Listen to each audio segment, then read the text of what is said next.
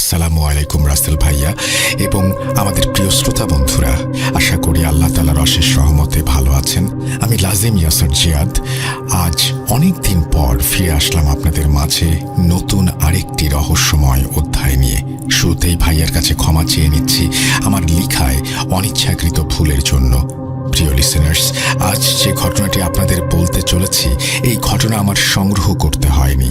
এই ঘটনা এক প্রকার আপনা আপনি আমার কাছে চলে এসেছে। কেন বললাম এমনটা? তবে চলুন প্রিয় লিসেনার্স, এই ঘটনাটি কিভাবে আমার কাছে এসেছে আপনা আপনি, আগে এই বিষয়টি আপনাদের বলা যাক। সাল 2023 জুলাই মাসের মধ্যবর্তী সময় আমি আমার গ্রামের বাড়ি টাঙ্গাইল গিয়েছিলাম। আমার টাঙ্গাইলে যাওয়া হলেই আমি এবং আমার বন্ধুরা মিলে এক বড় ভাইয়ের বাসায় চায়ের দোকানে মাঝে মধ্যে আড্ডা দেই। আর টাঙ্গাইলে থাকাকালীন প্রতি শুক্রবার রাতে সেই বড় ভাইয়ের চায়ের দোকানে বসে সাউন্ড বক্সে ভূত.com সবাই মিলে উপভোগ করি। এইবারও তার ব্যতিক্রম হয়নি। 3 মার্চের রাতে আমরা সবাই মিলে দোকানে বসে ভূত.com-এর এপিসোড 161 উপভোগ করছিলাম। এমন সময় হঠাৎ রাত 1টার দিকে দোকানে হন্তদন্ত হয়ে 20-22 বছরের একজন ভাই আসেন। এসেই তিনি বলতে শুরু করেন, ভাইয়ারা, আপনারা কি ফজরের আজান পর্যন্ত এখানে আছেন? যদি ফজরের আজান পর্যন্ত আপনারা এখানে থাকেন, আপনারা যদি কিছু মনে না করেন, তাহলে আপনাদের সাথে বসতে পারি। আমি টাঙ্গাইল সদর থেকে এসেছিলাম, আপনাদের 1 গ্রাম সামনে হরিপুরে। এখন কোনো গাড়ি পাচ্ছি না, আর হরিপুর থেকে এই পর্যন্ত আমি হেঁটে হেঁটে এসেছি। আসার পথে আমি প্রচণ্ড সমস্যার সম্মুখীন হয়েছি। তাই আমি আজ রাতটা যদি আপনাদের সাথে এখানে বসে বসে কাটাতে পারতাম, তাহলে খুবই উপকার হতো আমার। ভাই, না হলে ওরা আমার অনেক বড় ক্ষতি করে ফেলবে। তার এসব কথা শুনে আমরা তাকে বসতে বলি এবং জিজ্ঞেস করি কেন তিনি হরিপুরে এসেছিলেন এবং কারা তার অনেক বড় ক্ষতি করে ফেলতে চায়, তার আসার পথে কি কি সমস্যা হয়েছে। এরপর তিনি বলতে শুরু করেন, ভাই, আমি মোহাম্মদ রবিন আহমেদ। আমার বড় ভাইয়ের একটা সমস্যার জন্য এখানে একজন কবিরাজের কাছে এসেছিলাম। আমার বড় ভাই একজন ব্ল্যাক ম্যাজিশিয়ান ছিলেন। তিনি প্রায় 13 বছর যাবৎ ব্ল্যাক ম্যাজিক ছেড়ে দিয়েছেন। ব্ল্যাক ম্যাজিক ছেড়ে দেওয়ার পর থেকেই শুরু হয় তার জীবনের এক কঠিন পরীক্ষা। আমরা আমাদের সব কিছু হারিয়েছি আমার বড় ভাইয়ের এই পাপের জন্য। এই বলে সেই ভাই কান্নায় ভেঙে পড়েন। কিছুক্ষণ পর তিনি স্বাভাবিক হলে আমি তাকে জিজ্ঞেস করি, ভাই, আপনি যদি কিছু মনে না করেন, তাহলে আপনার বড় ভাইয়ের সম্পূর্ণ ঘটনাটি কি বলবেন? আমি ভূত.com-এ লিখে পাঠাবো। সকল মানুষের এই ব্ল্যাক ম্যাজিকের ভয়ানক পরিণতি সম্পর্কে জানা অনেক দরকার। আপনার বড় ভাইয়ের ঘটনা শুনে অনেকেই এই ভয়ানক পাপ কাজ থেকে সতর্ক হতে পারবেন। আমার এসব কথায় তিনি বলতে শুরু করেন, ভাই, আমাকে ক্ষমা করবেন। আমার বড় ভাই কিভাবে ব্ল্যাক ম্যাজিশিয়ান হয়েছেন এই বিষয়ে আমার কিছুই জানা নেই।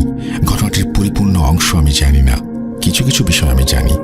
সম্পূর্ণ ঘটনা শুধুমাত্র আমার বড় ভাই জানেন, আর আমার বড় ভাইয়ের অনুমতি ছাড়া আমি আপনাকে কিছুই বলতে পারবো না, কারণ আমি জেনে শুনে আপনাকে বিপদে ফেলতে পারবো না। আমি এ যাবৎ যে হুজুর কবিরাজকে আমার ভাইয়ের বিষয়ে বলেছি, তারা সবাই আমাকে এর কোনো সমাধান দিতে পারবেন না বলে জানিয়েছেন।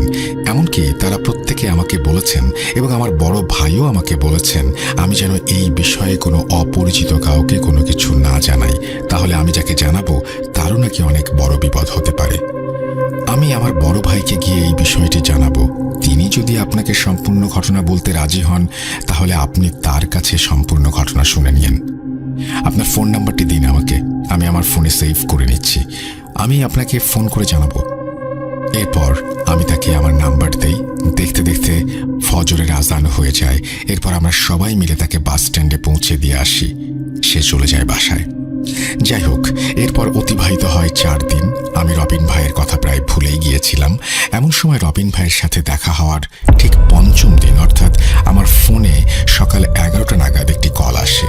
অপরিচিত একটি নাম্বার থেকে কলটি রিসিভ করতেই ওপাশ থেকে একজন বলতে শুরু করেন, আসসালামু আলাইকুম ভাই, চিনতে পেরেছেন আমাকে? আমি রবিন আহমেদ। কিছুদিন আগে আপনার সাথে রাতে দেখা হয়েছিল। আমার বড় ভাইয়ের ঘটনা আপনি জানতে চেয়েছিলেন। আমি ভাইয়াকে আপনার বিষয়ে বলেছিলাম।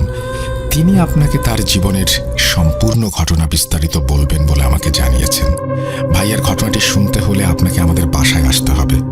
আপনি আজ বিকেল 5টার আগে আমাদের বাসায় চলে আসুন। আপনি টাঙ্গাইল সদরে এসে আমাকে কল দিয়েন, আমি আপনাকে রিসিভ করব। তার এসব কথা শুনে আমিও রাজি হয়ে যাই। বিকেল 5টা নাগাদ আমি টাঙ্গাইল সদরে পৌঁছে যাই। এরপর রবিন ভাই এসে আমাকে তাদের বাসায় নিয়ে যান। তার বড় ভাইয়ের রুমে আমাকে নিয়ে যান। প্রথমে রুমে প্রবেশ করতেই প্রচণ্ড বাজে একটা দুর্গন্ধ আমার নাকে ভেসে আসে। প্রবেশ করতে আমি দেখি বিছানায় মানব কঙ্কালের মতো একটি জীবন্ত লোক শুয়ে আছে। রবিন ভাইয়ের বড় ভাইকে দেখে আমি একদম বাকরুদ্ধ হয়ে যাই। আমি আমার নিজের চোখকে বিশ্বাস করতে পারছিলাম না। রবিন ভাইয়ের বড় ভাইয়ের মুখে হাতে অসংখ্য ক্ষতের দাগ, কিছু দাগ একেবারে নতুন আর কিছু দাগ একেবারে পুরনো। রবিন ভাইয়ের বড় ভাইকে দেখে আমার মনে প্রচণ্ড অস্থিরতার সৃষ্টি হয়। আমাকে রুমে প্রবেশ করতে দেখে সে বিছানায় উঠে বসে এবং বলে, কি ছোট ভাই, ভয় পাচ্ছ? ভয়ের কিছু নেই। আমার এমন দেহ, আমার এমন পরিস্থিতির জন্য আমি নিজেই দায়ী। খোদার সাথে যে ব্যক্তি শিরক করেছে তাকে সবসময় কঠিন শাস্তি পেতে হয়েছে। আমার ছোট ভাই আমাকে তোমার কথা বলেছে। আমি মানুষকে আমার জীবন কাহিনী জানাতে চাই, কালো জাদু চর্চার ভয়ানক পরিণতি সম্পর্কে জানাতে চাই। এর জন্য আজ তোমাকে ডেকে নিয়ে এসেছি। আমার জীবনের ঘটনা শুনে যদি একটি মানুষ এই ভয়ানক পাপ কাজ করা বা করানো থেকে সতর্ক হয়, এতে আমি মানসিক শান্তি পাব। আমার দিন ফুরিয়ে যাচ্ছে, আমার সময় ঘনিয়ে এসেছে। সরকারি চাকরিজীবী হওয়ায় তার বদলি হয়ে যায় চট্টগ্রামে। বাবার বদলি হওয়ায় আমরা সপরিবারে টাঙ্গাইল ছেড়ে চলে আসি চট্টগ্রামে। চট্টগ্রামে এসে আমি নতুন একটি স্কুলের 10ম শ্রেণীতে ভর্তি হই। বেশ ভালোভাবেই আমার 1-2টি করে দিন কেটে যেতে থাকে। ছোটবেলার থেকে আমার একটি অভ্যেস, আমি মানুষের সাথে খুব কম মিশতে পছন্দ করতাম। একাকী থাকাটাই আমি বেশি উপভোগ করতাম। সেজন্য আমার ক্লাসে আমি সবসময় একাই বসতাম। সেদিন সকালে আমি আমার ক্লাসের ঠিক শেষের দিকে একটি বেঞ্চে একাই বসে আছি। এমন সময় আমার পাশে নতুন একজন ছাত্র এসে বসে। আগে কোনোদিন তাকে আমি আমাদের ক্লাসে দেখিনি। সেদিন সেই ছেলেটির সাথে আমার কোনো কথা হয়নি। যাই হোক, এরপর থেকে সেই ছেলেটি আমার পাশেই সবসময় বসতে শুরু করে এবং এভাবেই চলে যায় বেশ কিছুদিন। এতদিনে আমি সেই নতুন ছেলেটির মধ্যে একটি বিষয় খেয়াল করি, সেও ঠিক আমারই মতো। সেও ক্লাসে কারোর সাথে কথা বলতো না, নিজের মতো আপনা আপনি বসে থাকতো। যাই হোক, একদিন সকালে আমি স্কুলে গিয়েছি। ক্লাসরুমে প্রবেশ করে দেখি সেই ছেলেটি বসে আছে তার নির্ধারিত জায়গায়। আমি গিয়ে বসে পড়ি ঠিক ওর পাশের জায়গাটায়। সেদিন আমি ওর সাথে কিছু কথা বলার চেষ্টা করি। শুরুতে আমি ওর সাথে ওর নাম কি জিজ্ঞেস করি এবং ও কোথায় থাকে সেটা জিজ্ঞেস করি। এসব জিজ্ঞেস করে আমি জানতে পারি ওর নাম নরেন দাস। আমাদের বাসা থেকে কিছু দূর গেলেই ওর বাসা। এভাবে ওর সাথে আমার কথা শুরু হয়। কিছুদিনের মধ্যে বেশ ভাব জমে যায় আমাদের মধ্যে। এভাবে অতিবাহিত হয়ে যায় 5 মাস। এতদিনে নরেন হয়ে ওঠে আমার একমাত্র সবচেয়ে প্রিয় বন্ধু। আপনারা হয়তো ভাবছেন আমি আমার বন্ধু নরেনকে নিয়ে এতগুলো কথা কেন বলছি। কারণ এই কালো জাদু নামক ভয়ানক কাজে আমাকে লিপ্ত করেছিল এই নরেন। এই নরেনের জন্য আমি হয়ে উঠেছিলাম একজন পাপী, একজন অনিষ্টকারী, একজন ব্ল্যাক ম্যাজিশিয়ান। কিভাবে হলো এসব, আস্তে আস্তে সবকিছু জানতে পারবেন ঘটনার কোনো একটি অংশে। সেদিন নরেন আর আমি স্কুল ছুটির পর আমাদের স্কুলের মাঠে বসেছিলাম, বিভিন্ন গল্পগুজব করছিলাম। এমন সময় হঠাৎ করে নরেন বলে ওঠে, বন্ধু, ওই যে সামনের দিকে পাশাপাশি 2টো গরু বাঁধা আছে দেখেছ, সেখানে চলো, আমি তোমাকে একটা মজার বিষয় দেখাবো। কি মজার বিষয়? আমি এই প্রশ্ন করলে সে আবারও বলে ওঠে, জাদু। এখন দেখছো না গরু দুটো কি শান্তভাবে ঘাস খাচ্ছে। কিছুক্ষণের মধ্যে দেখবা সেই গরু দুটোর একজন অন্যজনের সাথে মারামারি শুরু করবে। আমি ওর এসব কথার কোনো কিছুই বুঝতে পারছিলাম না, কেমন বোকা বনে যাচ্ছিলাম। বন্ধু, তুমি সব কি বলছো? পাগল হয়ে গেলে নাকি? 2টো গরুই কি শান্তভাবে ঘাস খাচ্ছে, তারা মারামারি করবে কেন? আমার এসব কথায় নরেন বলে ওঠে, আগে চলো সেই গরু দুটোর কাছে গেলেই দেখতে পারবে। এই বলে নরেন টেনে সেই গরুর কাছে আমাকে নিয়ে যায়। আমাকে গরু দুটো থেকে কিছু দূরে পাশে দাঁড়িয়ে থাকতে বলে। এরপরে সে চলে যায়। নরেন গরু দুটোর সামনে যেতেই সেই গরু দুটো ভয়ানকভাবে লাফাতে শুরু করে। সাথে সাথে নরেন সেই গরু দুটোর মাথায় হাত বোলাতে শুরু করে। মাথায় হাত বোলাতেই এক নিমেষে সেই গরু দুটো একদম আগের মতো খেয়াল করি নরেনের চেহারা দেখে মনে হচ্ছে বিনা শব্দে কিছু একটা পড়ছে সে। আমি ওর সব কাজকর্ম দেখে রীতিমতো অবাক হয়ে ওর দিকে ফ্যাল ফ্যাল করে তাকিয়ে থাকি। হঠাৎ করেই নরেন সব নীরবতা ভেঙে চিৎকার করে বলে ওঠে, বন্ধু তাড়াতাড়ি এখান থেকে দূরে সরে যাও, এখনই শুরু হবে গরু দুটোর যুদ্ধ। এই বলে নরেন আমাকে ধাক্কা দিয়ে দূরে সরিয়ে দেয় এবং নিজেও সেই গরু দুটো থেকে দূরে সরে আসে। আমরা দুজন গরু দুটোর থেকে দূরে সরে আসা মাত্রই সেই গরু দুটো ভয়ানকভাবে লাফাতে শুরু করে এবং একে অপরের সাথে তীব্র মারামারি শুরু করে। আমি সব দৃশ্য দেখে বাকরুদ্ধ হয়ে যাই। নরেন এমন কি করলো যে এই গরু দুটো এমন আচরণ করছে? আমি কোনো হিসাব মেলাতে পারছিলাম না।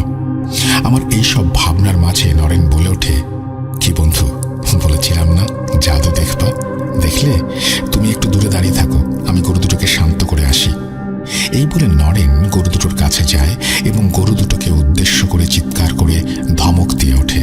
নরেনের চিৎকার দেওয়ার সাথে সাথে গরু দুটো এক নিমিষেই একদম শান্ত হয়ে নরেনের দিকে তাকিয়ে থাকে। এরপর নরেন ঠিক আগের মতো আবার গরু দুটোর মাথায় হাত বুলিয়ে দেয় এবং বিনা শব্দে কি যেন পড়ে গরু দুটোর দিকে ফু দিয়ে চলে আসে আমার কাছে। নরেন আমার কাছে চলে আসতেই সেই গরু দুটো আবারও একসাথে মাটিতে ঘাস খেতে শুরু করে, একদম শান্ত তারা। এরপর নরেন আমাকে নিয়ে চলে আসে স্কুলের একটি আম গাছের সামনে। আমি তখনও ভেবে পাচ্ছিলাম না এসব কি হলো, কিভাবে হলো। আমি নরেনকে যে কোনো প্রশ্ন করব আমি সেটাও করতে পারছিলাম না। বাকরুদ্ধের মতো শুধু মনে মনে এসব ভেবেই যাচ্ছিলাম। এমন সময় নরেন আমাকে উদ্দেশ্য করে বলল, কি ভাবছো? এটাই তো আমি কি করে করলাম এবং কিভাবে করলাম। এটাই হচ্ছে জাদু, একেই বলে বশীকরণ জাদু। চলো বন্ধু, আজ তোমাকে একজনের সাথে পরিচয় করিয়ে দেব। এই বলে নরেন আমাকে নিয়ে যায় আমাদের স্কুল থেকে 2 কিলোমিটার দূরে একটি বাড়িতে গিয়ে ঘরের দরজায় কড়া নাড়তেই ঘরের দরজা খুলে বেরিয়ে আসেন একজন মধ্যবয়স্ক ব্যক্তি। তিনি আমাদের দেখে হাসি মুখে আমাদের তার ঘরে প্রবেশ করান এবং মেঝেতে বসতে দেন। এরপর তিনি বলতে শুরু করেন, তুমি কায়কোবাদ, তাই না? আমি রমেশ দাস, নরেনের ছোট চাচা। নরেনের মুখে তোমার কথা শুনেছি, তো আজ কি মনে করে দুজন বন্ধু আমার বাড়িতে এলে? ওনার এই প্রশ্নে নরেন বলে ওঠে, চাচা আপনার শেখানো জাদুর কিছু অংশ বিশেষ আমি আজ কায়কোবাদকে দেখিয়েছি। এইটুকু দেখেই কায়কোবাদ হাঁ হয়ে গিয়েছে।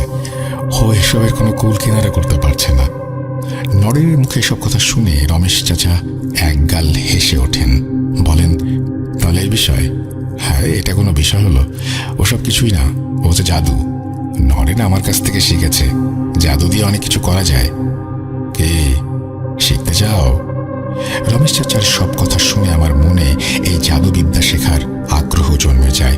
আমি আর 7-5 কোনো কিছু না ভেবে রমেশ চাচাকে বলি, তাহলে চাচা আজ থেকে আমাকেও আপনি জাদু শেখাবেন? আমি নরেনের মতো জাদু শিখতে চাই। আমার এই কথা শুনে রমেশ চাচা বলতে শুরু করেন, হ্যাঁ অবশ্যই তোমাকে আমি জাদু শেখাবো, তবে জাদু শিখতে হলে তোমাকে অনেক কিছু ত্যাগ করতে হবে। একটা সময় গিয়ে তোমাকে অনেক বড় একটা কিছুর পরীক্ষার সম্মুখীন হতে হবে। পারবে তো সবকিছু মেনে নিতে? রমেশ চাচার এইসব কথা শুনে আমি কোনো কিছু না ভেবে তাকে বলে দেই, এই জাদু শিখতে হলে আমাকে যা যা করতে হবে আমি সব কিছুই করতে রাজি আছি। এই কথাটি বলার মাধ্যমে আমি আমার জীবনের এক ভয়ানক ভুল করে বসি। যাই হোক, আমার এসব কথা শুনে আবার নরেশ চাচা বলতে শুরু করেন, জাদু শিখতে হলে শুরুতেই আমি তোমাকে 4টি শর্ত দেব। সেই সব শর্তগুলো তোমাকে মেনে চলতে হবে। প্রথম শর্ত, তোমাকে তোমার ধর্ম ত্যাগ করতে হবে। দ্বিতীয় শর্ত, তোমাকে তোমার পরিবার ত্যাগ করে আমার সাথে অন্য একটি জায়গায় চলে যেতে হবে কিছুদিনের জন্য। তৃতীয় শর্ত, বিভিন্ন অমানবিক কাজে তোমাকে লিপ্ত হতে হবে। কাজগুলো থেকে পিছু হটার কোনো সুযোগ নেই। চতুর্থ শর্ত, জাদুর কাজ শিখতে গিয়ে কোনো প্রকার ভালোবাসা, ঘৃণা, মায়া, সহানুভূতি এসব কোনো অনুভূতি নিজের মধ্যে পোষণ করা যাবে না। এখন আমি আমার এই 4টি শর্তের কারণগুলো তোমাকে বলছি, খুবই ভালোভাবে শুনবে। প্রথম শর্তের কারণ, কোনো ধর্মের মধ্যে থেকে তুমি কখনোই জাদুবিদ্যায় পারদর্শী হতে পারবে না। জাদুবিদ্যার অনেক কাজ নির্দিষ্ট কোনো ধর্মের মধ্য থেকে করা সম্ভব না, এজন্য তোমাকে ধর্ম ত্যাগ করতে হবে। দ্বিতীয় শর্তের কারণ হচ্ছে, এই এলাকা থেকে জাদুবিদ্যার কাজ সাধন করা খুবই কঠিন। এই এলাকায় থাকলে আমাদের অনেক কাজে বিঘ্ন ঘটবে। যখন যখন তুমি আমার সাথে চলে যাবে এই স্থান ছেড়ে, তখন তোমার মনে তোমার পরিবারের জন্য একটা পিছু টান কাজ করবে। এতে করে তোমার বারবার পরিবারের কাছে ফিরে যেতে মন চাইবে। এর জন্য তোমাকে তোমার পরিবার ত্যাগ করতে হবে, কঠোর হতে হবে এখানে। তৃতীয় শর্তের কারণ, জাদুবিদ্যা শিখতে হলে তোমাকে নিজেকে অনেক প্রকার অমানবিক, অস্বাভাবিক, ভয়ানক কিছু কাজে লিপ্ত হতে হবে। এই পর্যায়ে এসব কাজের মাঝে তোমার মনে হবে তুমি যা করছো তা ঠিক নয়। এসব কিছু মনে হলেও তখন কোনোভাবেই তোমার এসব কাজ করা থেকে বিরত থাকা যাবে না। কাজ থেকে পিছু হটলে তুমি জাদুবিদ্যা শিখতে পারবে না। পিছু হটলেই কঠোর শাস্তি তোমাকে ভোগ করতে হবে। চতুর্থ কারণ, জাদুর কাজ শিখতে গিয়ে তোমাকে ঘৃণিত অনেক কিছু পান বা আহার করতে হবে। এমন অনেক কাজ করতে হবে যা খুবই ভয়ানক। এই জন্যই কোনো প্রকার ভালোবাসা, ঘৃণা, মায়া, সহানুভূতি এসব পোষণ করা যাবে না। কায়কোবাদ, তুমি এখন খুব ভালোভাবে চিন্তা করে দেখো, এরপর আমাকে বলো তুমি এই 4টি শর্ত মানতে পারবে কিনা।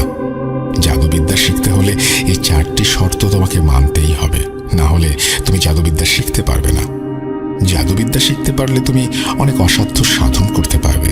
শুধু আমার এই কথাটুকু মনে রেখো, এখন সিদ্ধান্ত সম্পূর্ণ তোমার। রমেশ চাচার সব কথা শুনে আমি এক মুহূর্তের জন্য বাকরুদ্ধ হয়ে যাই। এই সকল শর্তগুলো কি মেনে চলা সম্ভব? নিজের ধর্ম, নিজের পরিবার ত্যাগ করা সম্ভব? এমন সব প্রশ্নের পাহাড় গড়ে উঠতে থাকে আমার মনে, কিন্তু এই সকল প্রশ্নের উত্তর তখন আমি খুঁজিনি। শয়তান আমার পুরো মনকে গ্রাস করে নিয়েছিল। তখন জাদুবিদ্যা রপ্ত করার এক পৈশাচিক আনন্দ জেগে বসেছিল আমার পুরো অন্তরে। আর কোনো প্রকার ভাবনা চিন্তায় না গিয়ে আমি রমেশ চাচাকে জানিয়ে দেই যে আমি তার সকল শর্ত মেনে নিতে রাজি আছি। এরপর রমেশ চাচা আবার বলতে শুরু করেন, আমি জানতাম তুমি পারবে। কাল থেকে শুরু হবে তোমার জাদুবিদ্যার শিক্ষা। তোমরা দুজনে কাল স্কুলের পর চলে আসবে, আমার বাড়িতেই আসবে। হ্যাঁ, আরেকটি কথা, ভুল করেও নিজের পরিবারের কাউকে এই বিষয়টি জানাবে না। এরপর নরেন এবং আমি চলে আসি রমেশ চাচার কাছ থেকে বিদায় নিয়ে। সেদিনে সেই সিদ্ধান্তটাই ছিল আমার জীবনের সবচেয়ে বড় ভয়াবহ সিদ্ধান্ত। সেই সিদ্ধান্তটির জন্যই আজ আমার এমন অবস্থা।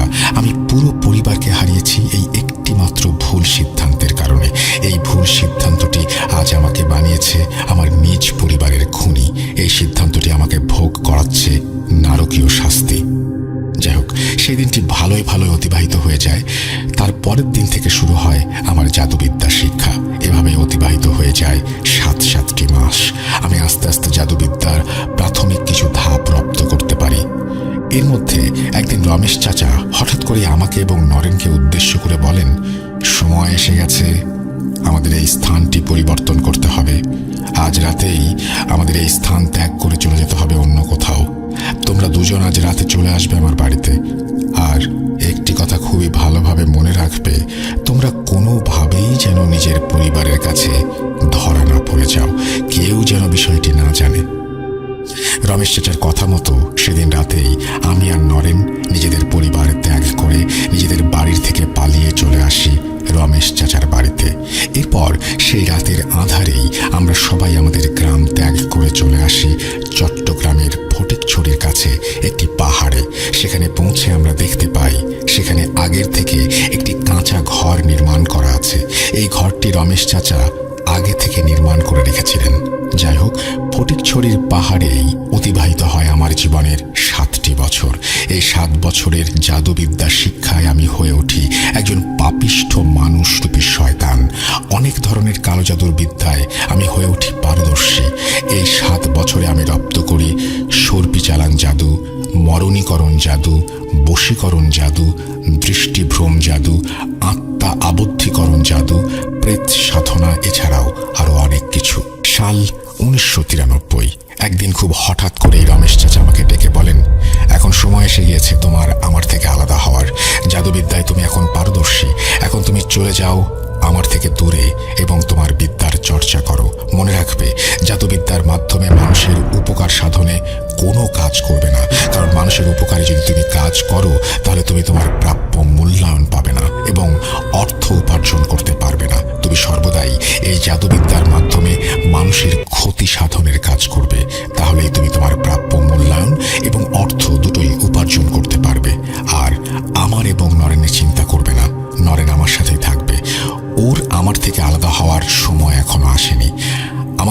তোমাকে যদি কোনোদিন দরকার হয় ডেকে নেব।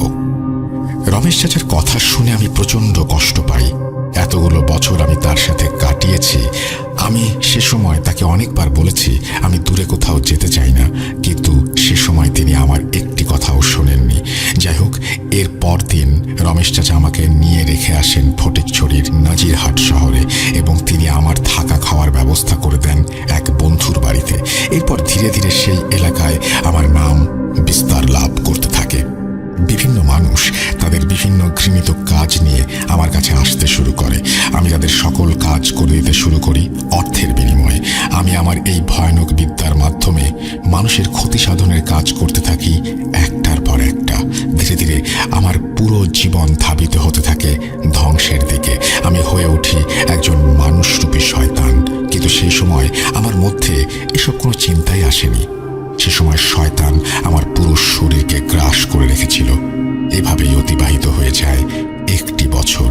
এই এক বছরের মধ্যে আমি আমার এই ভয়ানক বিদ্যার মাধ্যমে শুধুমাত্র দুটি উপকারের কাজ করি, আর সবগুলো কাজ করি মানুষের ক্ষতি সাধনে। আমার করা এই দুটি উপকারের জন্য আজ আমি পাপ থেকে বের হতে পারছি। এই দুটি উপকার আজ আমাকে পাপ মুক্ত করেছে। এই বলেই কায়কোবাদ ভাই হঠাৎ করেই চমকে ওঠেন। হঠাৎ করেই তার চোখে মুখে ফুটে ওঠে এক ভয়ানক ভয়ের ছাপ। তিনি ভয়ার্ত স্বরে হন্তদন্ত হয়ে বলে ওঠেন, তোমরা তাড়াতাড়ি এই রুম থেকে বেরিয়ে যাও। ছোট ভাই, তুমি কালকে আবার এসো ঘটনার বাকি অংশ শুনতে। কাল তোমাকে বলবো। রবিন, তুমি ছোট ভাইকে নিয়ে এখন এই রুম থেকে বেরিয়ে যাও। এরপর রবিন ভাই আর আমি রুম থেকে বেরিয়ে আসি। আমরা রুম থেকে বেরিয়ে আসতেই কায়কোবাদ ভাই তার রুমের দরজা ভেতর থেকে লাগিয়ে দেন। রুমের দরজা ভেতর থেকে লাগানোর সাথে সাথে রুমের ভেতর থেকে ভেসে আসতে থাকে কায়কোবাদ ভাইয়ের একের পর এক ভয়ানক চিৎকার, আর্তনাদ। সেদিন আমি পেয়েছিলাম আমার জীবনের সর্বোচ্চ ভয়। কায়কোবাদ ভাইয়ের চিৎকারের শব্দ আমার রুহ কাঁপিয়ে দিয়েছিল। এমন সময় হঠাৎ করে রবিন ভাই আমার হাত ধরে টেনে বাসার মেইন রোডে আমাকে নিয়ে আসে এবং আমাকে উদ্দেশ্য করে বলে, ভাই, আপনাকে কল করলে আপনি দয়া করে আগামীকাল আবার আসবেন, আর এখনই এখান থেকে চলে যান। আমি অত্যন্ত দুঃখিত এই সকল কিছুর জন্য। এই বলে তিনি আমাকে বিদায় দিয়ে হন্তদন্ত হয়ে বাসার মেইন ডোর লাগিয়ে দেন। হঠাৎ কি হলো আমি কিছুই বুঝতে পারছিলাম না। এরপর আমি চলে আসি সেখান থেকে আমার বাসায়। সে রাতে আমি এক ফোঁটা ঘুমোতে পারিনি। কেমন যেন এক অজানা অস্থিরতা আমার পুরো শরীরকে গ্রাস করছিল বারবার।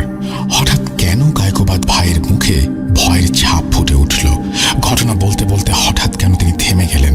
তিনি কেন এভাবে রুম থেকে চিৎকার করে হাহাকার করে উঠলেন? তার এই পাপ কর্মের ফলে কিভাবে তার নিজ পরিবারের সকলকে তিনি হারালেন? তিনি কিভাবে এই কালো জাদু নামক পাপ থেকে বেরিয়ে আসলেন? বারবার আমার মন শুধু এই অজানা প্রশ্নগুলোর উত্তর খুঁজে যাচ্ছিল। যাই হোক, পরদিন সকাল 11টা নাগাদ রবিন ভাই আমাকে কল করেন এবং যত তাড়াতাড়ি সম্ভব তাদের বাসায় যেতে বলেন। এরপর আমি প্রায় 12টা নাগাদ ওনাদের বাসায় পৌঁছে যাই। ওনাদের বাসায় প্রবেশ করতেই তিনি আমাকে নিয়ে যান কায়কোবাদ ভাইয়ের রুমে। কায়কোবাদ ভাইয়ের রুমে প্রবেশ করতেই আমি যা দেখতে পাই সেটা দেখে আমি এই ঘটনা শোনার ইচ্ছাই হারিয়ে ফেলি। প্রচণ্ড ভয় আমার মনে জেগে বসে। গতকাল যে মানুষটাকে মোটামুটি ভালো দেখে গেলাম, আজ সেই মানুষটার একই অবস্থা। কায়কোবাদ ভাই লুঙ্গি পরে খালি গায়ে বিছানায় শুয়ে আছেন।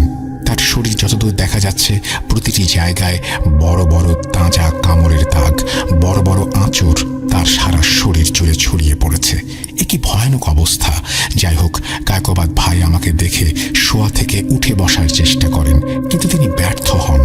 এরপর তিনি শুয়ে শুয়েই বলতে শুরু করলেন, ভাই, তুমি আমার এই অবস্থা দেখে ভয় পাচ্ছ, অবাক হচ্ছ, তাই না?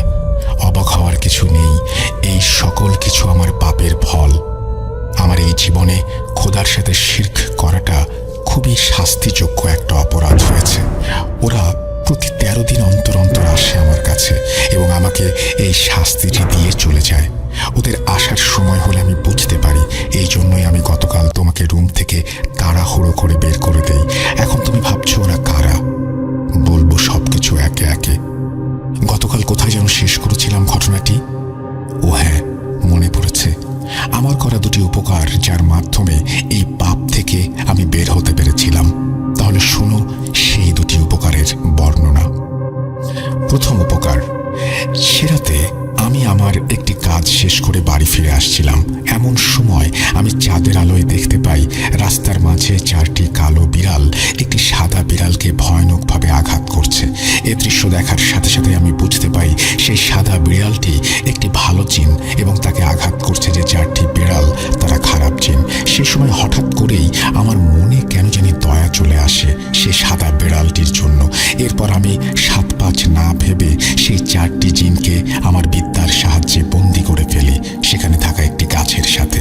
এমন অবস্থায় সাথে সাথে সেখান থেকে সেই সাদা বিড়ালটি পাশের ঝোপে লাফ দিয়ে চলে যায়। এরপর সেই 4টি জিনকে আমি বন্দি করে নিজের সাথে করে নিয়ে আসি। বাড়ি ফিরে আমি রাতের খাবার খেয়ে সাধনায় বসেছি। এমন সময় হঠাৎ করেই আমার জানালা দিয়ে প্রবেশ করে একটি সাদা ধোঁয়া। সেই ধোঁয়াটি ঘরে প্রবেশ করেই একটি মানুষের অবয়বে পরিণত হয় এবং আমাকে উদ্দেশ্য করে কথা বলতে শুরু করে। আসসালামু আলাইকুম, আপনাকে অসংখ্য ধন্যবাদ। আল্লাহ তাআলার অশেষ রহমতে আপনি আমাকে আজ রক্ষা করেছেন। আমি আপনার প্রতি কৃতজ্ঞ। আমি একজন বীর জিন। আমার নাম মেহলান তেফাতাজ। আমার কাজ বিভিন্ন তথ্য সংগ্রহ করা। আমি আজকে একটি কাফির জিন জাতির সম্পর্কে তথ্য সংগ্রহ করতে গিয়েছিলাম। তাদের এলাকায় প্রবেশ করতেই তারা আমাকে ধরে ফেলে এবং অত্যাচার করতে শুরু করে। এর মধ্যে আপনি সেখানে আসলেন। আল্লাহ তাআলার রহমতে এবং আপনার উসিলায় আজ আমি বেঁচে ফিরলাম। আপনার যদি আমাকে কোনোদিন প্রয়োজন হয় তাহলে আমাকে ডাকবেন। আমি আপনার সাহায্য করার চেষ্টা করব। আর আপনাকে আমি একটি কথাই বলতে চাই, আপনি আপনার এই বিদ্যা মানুষের ক্ষতি সাধনের কাজে না লাগিয়ে মানুষের উপকারের কাজে লাগানোর চেষ্টা করবেন, তাতেই আপনার মঙ্গল হবে। এই বলে সেই জিনটি আবার সাদা ধোঁয়ার মতো মিলিয়ে গেল। দ্বিতীয় উপকার। সময়টা বিকেলের দিকে। আমি সেদিন ঘরে শুয়েছিলাম। হঠাৎ করে আমি শুনতে পাই আমার ঘরের বাইরে থেকে কে যেন আমাকে ডাকছে। ডাক শুনতে পেয়ে আমি ঘর থেকে বাইরে বের হয়ে এসে দেখি একজন যুবক দাঁড়িয়ে আছে। আমাকে বেরিয়ে আসতে দেখে সে হন্তদন্ত হয়ে আমার কাছে আসে। ভাইজান, আমার নাম রবিন, তাড়াতাড়ি চলুন আমাদের বাড়িতে। আমার বড় বোনের খুবই অস্বাভাবিক অবস্থা, কেমন যেন আচরণ করছে। আমার বোনের অবস্থা ভালো নয়। এই পৃথিবীতে আমার বোন ছাড়া আর কেউ নেই। আপনি আমার বোনকে বাঁচান। রবিনের সব কথা শুনে আমি তার সাথে তখন তার বাড়িতে চলে যাই। ওদের বাড়িতে গিয়ে আমি দেখতে পাই খুবই মায়াবী চেহারার একটি মেয়ে বিছানায় শুয়ে আছে। আমাকে দেখা মাত্রই মেয়েটি বিছানায় ছটফট করতে শুরু করলো। মেয়েটিকে দেখা মাত্রই আমি বুঝতে পারি ওকে তুচ্ছ একটি মেছো জিন আসর করেছে। এরপর সেই জিনকে বন্দি করে মেয়েটিকে ঝাড়ফুঁক করে চলে আসি। আমার এই পাপিষ্ঠ বিদ্যা দিয়ে শুধুমাত্র এই 2টি উপকার আমি করেছিলাম। এখন প্রশ্ন হচ্ছে, এই 2টি উপকার কিভাবে এই পাপকে মুক্ত হতে সাহায্য করলো? তুমি এতক্ষণ নিশ্চয়ই একটি বিষয় লক্ষ্য করেছো। বিষয়টি হচ্ছে, আমি আমার করা দ্বিতীয় উপকারে রবিন নামক একজনের কথা উল্লেখ করেছি। সেই রবিন আর কেউ না, এই যে এখন তোমার সামনে বসে আছে, এটি হচ্ছে সেই রবিন। রবিন হচ্ছে আমার শ্যালক। ওর বোনকে প্রথম দেখা মাত্রই বহু বছর পর হঠাৎ সেদিন আমার মনে ভালোবাসা নামক এক অনুভূতির সৃষ্টি হয়। সেদিনের পর থেকে রবিন আমার খুব কাছাকাছি থাকতে শুরু করে। এভাবেই একটা সময় রবিনের পাশাপাশি ওর বোন রিনার সাথেও আমার সখ্যতা গড়ে ওঠে। একদিন আমি আমার মনের সকল অনুভূতির কথা রিনাকে জানিয়ে দিই এবং বিয়ের প্রস্তাব দেই। রিনা আমার সকল প্রস্তাব এক নিমেষেই মেনে নেয়। রিনার পরিবার বলতে শুধু ওর ওই ছোট ভাই রবিন ছাড়া আর কেউ নেই। সেই জন্য আর কোনো ঝামেলায় না গিয়ে ঠিক তার পরের দিন আমরা বিয়ে করে ফেলি। এভাবে খুব ভালোভাবেই কেটে যেতে শুরু করে আমাদের ছোট সংসার। এভাবেই পেরিয়ে যায় 3টি মাস। এখানে একটি কথা বলে রাখি, রিনা অত্যন্ত ধার্মিক একজন মেয়ে। ইসলাম ধর্মের বিষয়ে ওর নিখুঁত জ্ঞান। রিনা এবং রবিন ওরা দুজনে মনে করত আমি একজন কবিরাজ। আমি কবিরাজ বিদ্যা দিয়ে টাকার বিনিময়ে মানুষের উপকার করি, কিন্তু আমি যে একজন পাপী কালো জাদুকর, কোনো কাজই মানুষের উপকার বা মঙ্গল সাধনের জন্য করি না।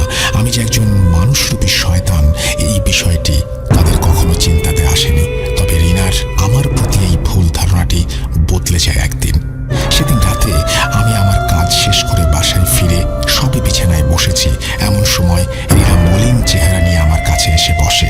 হঠাৎ করে ও আমাকে জড়িয়ে ধরে ফুঁপিয়ে কাঁদতে শুরু করে। কি হয়েছে জিজ্ঞেস করতেই ও কান্না জড়িত কণ্ঠে বলতে থাকে, আমি আজ তোমার কক্ষে গিয়ে যা যা দেখেছি সেসব দেখে আমার রুহ কেঁপে উঠেছে। তুমি এই কাজগুলো কেন করো? কি লাভ এসব কাজ করে? আচ্ছা, একবার চিন্তা করে দেখেছো মৃত্যুর পর খোদার কাছে কি জবাব দেবে?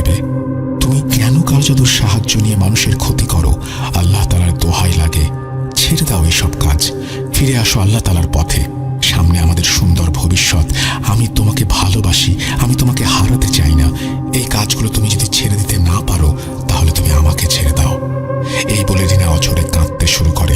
রিনার মুখে সব কথা শুনে আমার মাথায় আকাশ ভেঙে পড়ার উপক্রম হয়। রিনাকে আমি খুবই কড়াভাবে নিষেধ করেছিলাম আমার সাধনার ঘরে প্রবেশ করতে। রিনা কোনো দিন আমার সাধনার কক্ষে প্রবেশ করেনি। আজ হঠাৎ ওর এমন কি হলো যে ও আমার কক্ষে প্রবেশ করলো?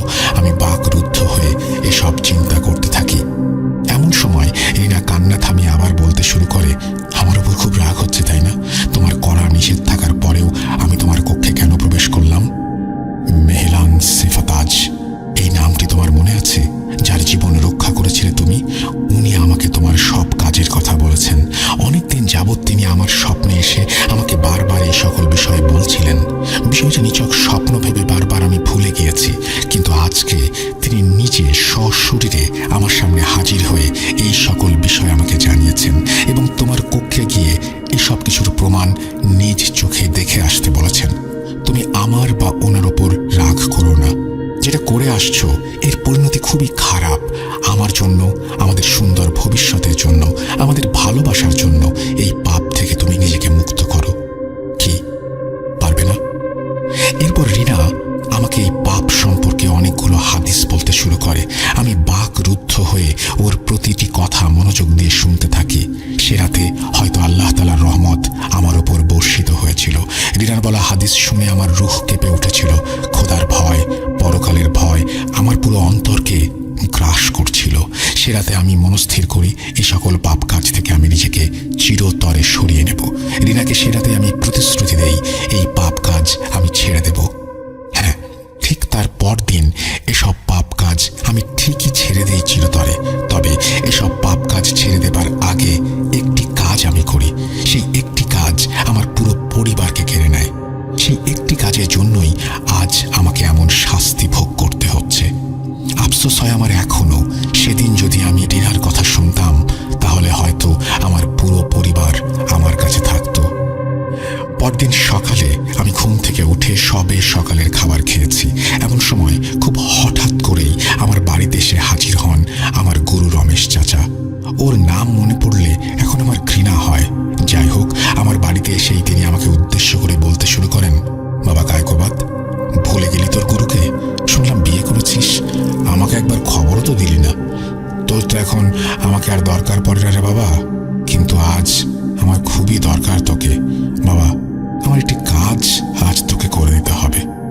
তার এসব কথার প্রতি উত্তরে আমি বলে উঠি, চাচা, খুব হঠাৎ করে এই বিয়ের কাজটা সেরে ফেলেছি, তাই আপনাকে খবর দেওয়া হয়নি। কি কাজ করতে হবে?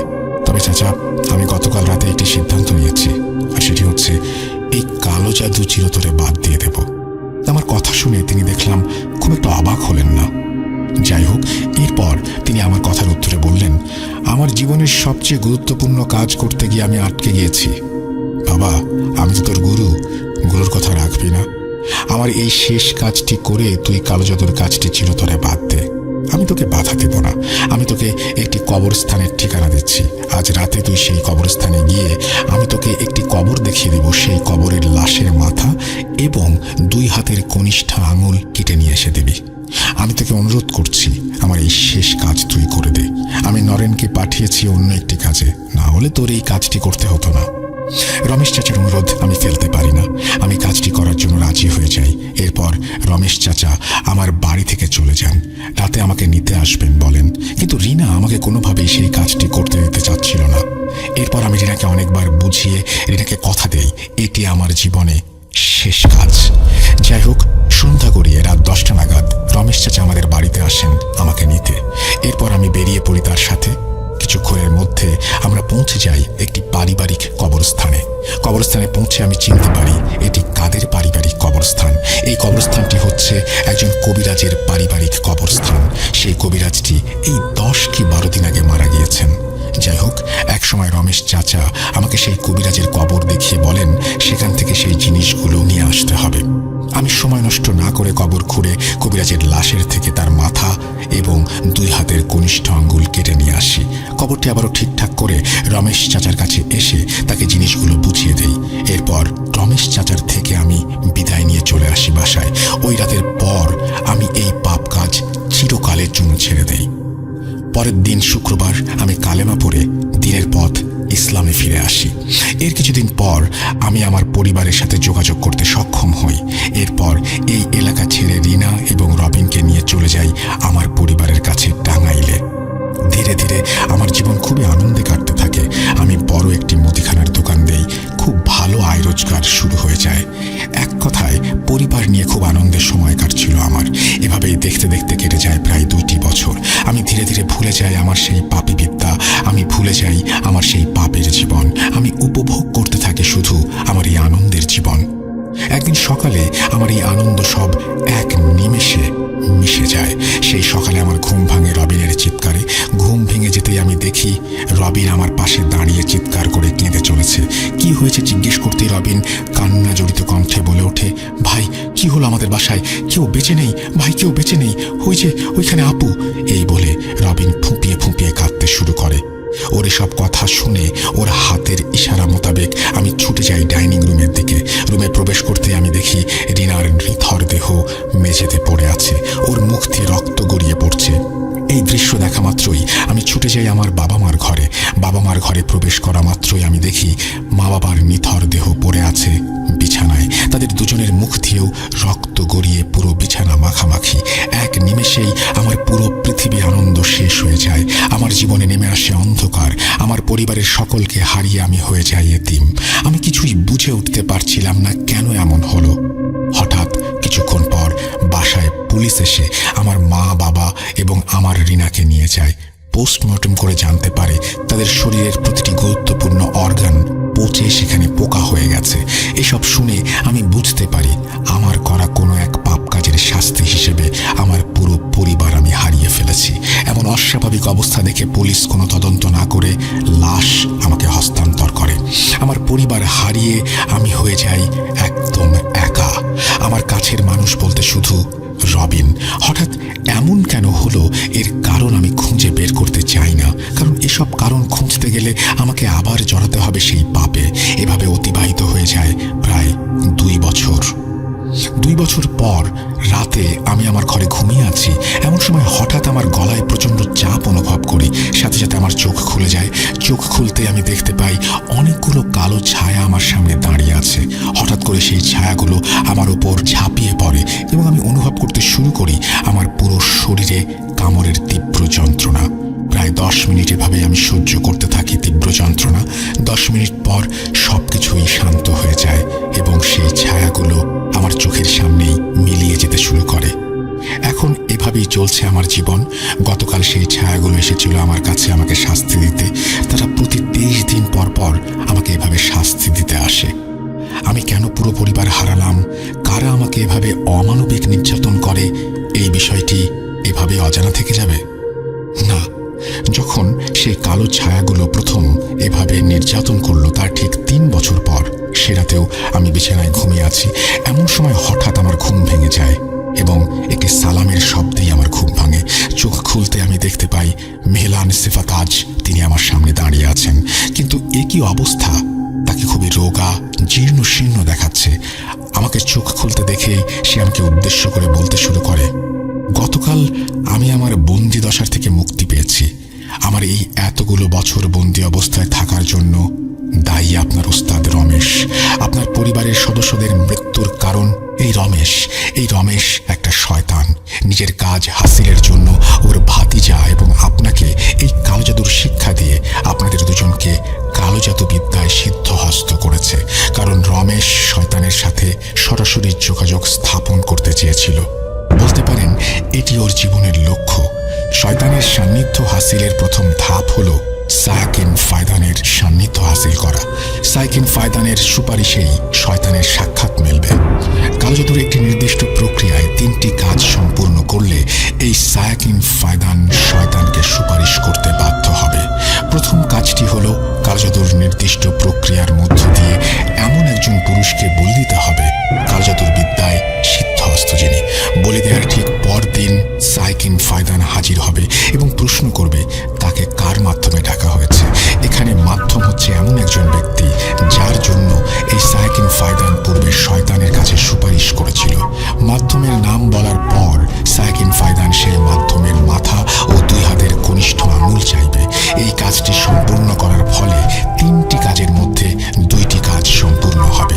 এই 2টি কাজ সম্পূর্ণ হলে তৃতীয় এবং শেষ কাজটি করতে হবে, যেটি হচ্ছে কালো জাদুর নির্দিষ্ট প্রক্রিয়ায় জাদুবিদ্যায় সিদ্ধহস্ত আরেকজন পুরুষকে বলি দেয়া। এই রমেশ আপনার উপর সবসময় জিন দিয়ে নজর রেখেছে।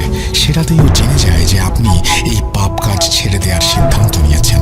এই জন্যই রমেশ ওই রাতেই ওপরের এই 3টি কাজের একটি সম্পূর্ণ করে এবং ওর ভাতিজা নরেনকে বলি দেয়। এর পরদিন সকালে সে আপনার কাছে আসে তার দ্বিতীয় কাজটি আপনাকে দিয়ে করিয়ে নেওয়ার উদ্দেশ্যে এবং সে সফল হয়। দ্বিতীয় কাজটি রমেশ আপনাকে দিয়ে কেন করিয়েছে জানেন? কারণ বলি দেওয়ার দ্বিতীয় দিন সাইকিন ফায়দান হাজির হয়েই মাথা এবং কনিষ্ঠ আঙুল দাবি করে। তখন সেই ব্যক্তি যদি এই জিনিসগুলো দিতে সক্ষম হয় তাহলে সাইকিন ফায়দান সেই মাধ্যমের পুরো বংশকে নির্বংশ করে দেয়। আপনি যার মাথা এবং 2 হাতের কনিষ্ঠ আঙুল কেটে এনে রমেশকে দিয়েছেন, সেই কবিরাজ খুব ভালোভাবে জানত কেউ না কেউ তার শরীরের অংশ নিতে সক্ষম হবেই। এই জন্য সেই কবিরাজ যে তার শরীরের অংশ নেবে তার সাথে প্রতিশোধ নেয়ার জন্য তার মৃত্যুর আগে 117 জন জিনকে নিযুক্ত করে গিয়েছিল এই আদেশ দিয়ে যে যদি কেউ তার লাশ থেকে তার মাথা এবং 2 হাতের কনিষ্ঠ আঙুল কেটে নেয় তাহলে তারা যেন সেই ব্যক্তির পরিবারকে ধ্বংস করে দেয় এবং যে ব্যক্তি তার শরীরের অংশগুলো কেটেছে তাকে মৃত্যুর আগ পর্যন্ত জাহান্নামের শাস্তি ভোগ করায়। এর জন্য রমেশ আপনাকে দিয়ে এই কাজটি করিয়েছে। সেটাতে প্রথমে রমেশ আমাকে বন্দি করে যাতে আমি আপনাকে সতর্ক করতে না পারি। কিন্তু কি লাভ হয়েছে রমেশের এত পরিকল্পনা করে? রমেশের সামনে যখন সাইকিন ফায়দান হাজির হয় তখন রমেশ একটা ভুল করে বসে। সে সেই সাইকিন ফায়দানকে বন্দি করার চেষ্টা করে। এর ফলে ওকে গ্রহণ করতে হয় মৃত্যু। আজ ওর জন্য আপনি ভোগ করছেন এতটা কষ্ট। আল্লাহ তাআলা আপনাকে মাফ করুন। এই বলে সেফাতাজ আমার কাছ থেকে বিদায় নিয়ে চলে যান। এই হলো আমার এই পাপ কাজের কঠিন পরিণতি। এই কালো জাদু এটি কারো উপকারে আসেনি। এই পাপ আমার কেড়ে নিয়েছে সব কিছু। আপনারা কেউ যদি এই পাপের সাথে জড়িয়ে থাকেন তাহলে ফিরে আসুন। হাত জোর করে আমি বলছি, আমার জীবনের কাহিনী শুনে শিক্ষা নেয়ার চেষ্টা করুন।